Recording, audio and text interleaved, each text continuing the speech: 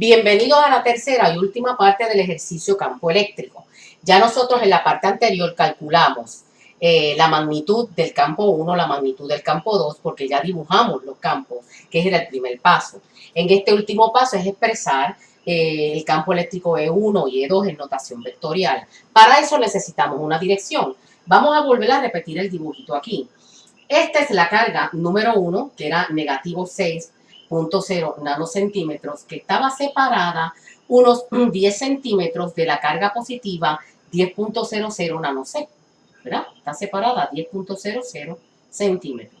Yo me colocaba a la mitad, o sea 5, subía 6 centímetros y me preguntaba cuánto el campo eléctrico total en ese punto. Ya en la parte anterior, nosotros hicimos el primer paso. El primer paso era dibujar los campos eléctricos. Este sería el campo eléctrico número 1. Recuerden que para calcular el campo eléctrico coloco en ese punto una carga prueba positiva y que las cargas iguales se repelen y las cargas diferentes se atraen. Como esta es negativa y la carga prueba es positiva, por esa razón apunta en esa dirección E1. En ese primer paso también dibujamos la dirección del campo eléctrico que genera la 2, que es en esta dirección. Este sería E número 2. Recuerden que coloco una carga prueba positiva ahí y que las cargas iguales se repelen. Ese fue el primer paso, dibujar los dos vectores. Y el segundo paso, que era calcular la magnitud de ambos vectores, ya también lo hicimos. Para poder completar la tercera parte, que es expresar E1 y E2 en notación vectorial y obtener el campo eléctrico total, necesitamos una dirección. La dirección más idónea es SZ. Fíjense que esto es un triángulo rectángulo, ¿verdad? Un triángulo rectángulo que los dos triángulos son iguales. Por lo tanto, para yo calcular Z, puedo utilizar la función tangente inversa de, recuerden, el opuesto, que es 5.00, dividido entre el adyacente, que es 6.00 centímetros. Ese valor me da 39.8 grados. 29.8 grados. Con esa dirección, yo voy a poder ser capaz de expresar E1 y E2 en notación vectorial. Por simplicidad, lo vamos a trabajar por separado. Vamos a comenzar aquí con E1. Es obvio que E1 es un vector que cae en el tercer cuadrante, ¿no? E1. Y que este ángulo de aquí es 39.8 grados, que lo saque con la función de tangente inversa, que es opuesto sobre adyacente, ¿verdad? Ahora, yo tengo que descomponer el vector E1 en sus dos componentes. Vamos a hacer las proyecciones, las sombras sobre los ejes. Este de aquí, que fíjense en el triángulo rectángulo, es el lado adyacente al triángulo rectángulo, es el componente en Y lo obtengo con la función coseno de Z.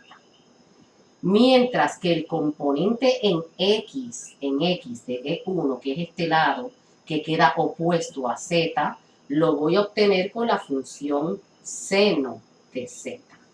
¿Okay? Y Z lo conozco y conozco E1. Por lo tanto, ahora yo puedo calcular cuáles son los componentes de E1 y expresarlo en notación vectorial. Vamos a hacerlo. E1 vector sería el componente en X, que es E1 seno de Z. Sabemos que la magnitud de E1 nos dio 8.9 por 10 a la 3, pongo 8.9 por 10 a la 3 Newton entre C, seno de 39.8 grados en Y. Vamos a pararnos ahí. ¿Por qué yo le puse un menos aquí? Porque el componente en X apunta para los negativos. También apunta para los negativos el componente en Y. Por lo tanto, seguimos menos 8.9 por 10 a la 3 Newton entre C por el coseno de 39.8 grados en J. Y ese es el vector E1 en términos de notación vectorial. Esto me da 5.1 por 10 a la 3 Newton entre C en dirección I menos 6.8 por 10 a la 3 Newton sobre C en dirección J, aunque usualmente las unidades se colocan al final y así se ve un poco más elegante. Pues miren, ya tengo mi primer vector, E1, en notación vectorial. Ahora nos falta expresar el número 2 en notación vectorial. Intercambiamos los colores, pero más o menos está claro. Para expresar E2 en notación vectorial necesito un poco de hueco en la pizarra, así que vamos a borrar. Borro aquí, borro todo esto, y ahora voy a trabajar con el número 2. Número 2. Fíjense que E2 cae en el segundo cuadrante. E2 cae en el segundo cuadrante. Segundo cuadrante. Muy bien. Hago las proyecciones sobre los ejes para obtener el componente. Una cosa importante, el ángulo. Fíjense aquí y recuerden que ángulos opuestos en geometría son iguales. Por lo tanto, este ángulo de aquí también es Z y es 39.8 grados. ¿Okay? Muy bien. Ahora, fíjense que este lado de aquí está adyacente al ángulo. Por lo tanto, el componente vertical de E2 lo voy a obtener con la función coseno de Z. Ahora, el componente en X, que queda opuesto a Z, es este de aquí, lo voy a obtener con la función seno de Z. ¿Okay? Ahora, ya teniendo claro cuáles son los componentes, vamos entonces a el cálculo. E2 vector va a ser igual a negativo 1.5 por 10 a la 4 Newton entre C. ¿Okay? Es negativo el componente en X, por eso es que ponemos el negativo aquí. Seno de 39.8 grados, eso es en dirección I.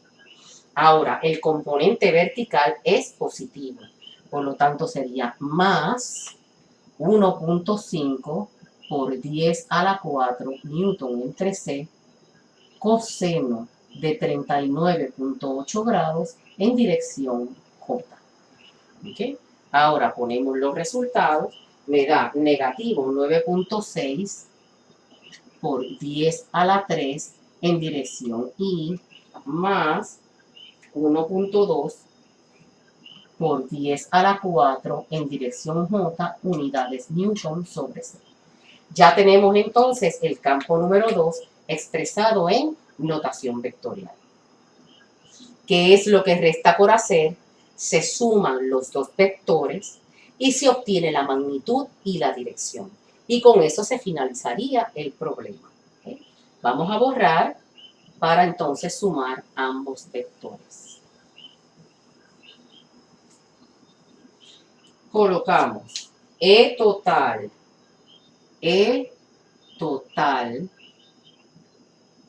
que sería la suma de los componentes en X, la suma de los componentes en X sería, abro paréntesis, negativo 5.1 por 10 a la 3 menos 9.6 por 10 a la 3 en dirección I, más, abro paréntesis, negativo 6.8 por 10 a la 3, se me ve el 10 por 10 a la 3, y hay que sumarle el componente en Y de E2, que sería 1.2 por 10 a la 4, todo eso en J, y las unidades son Newton entre C.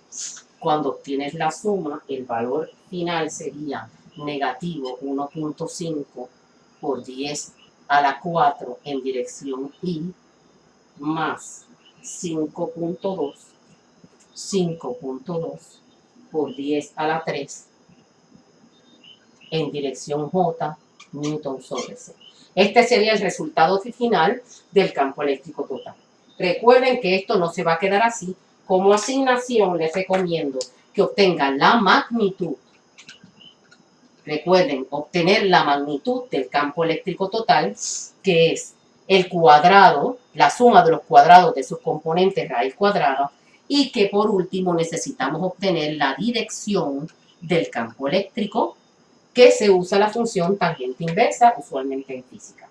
Con esto damos por terminado el ejemplo de campo eléctrico.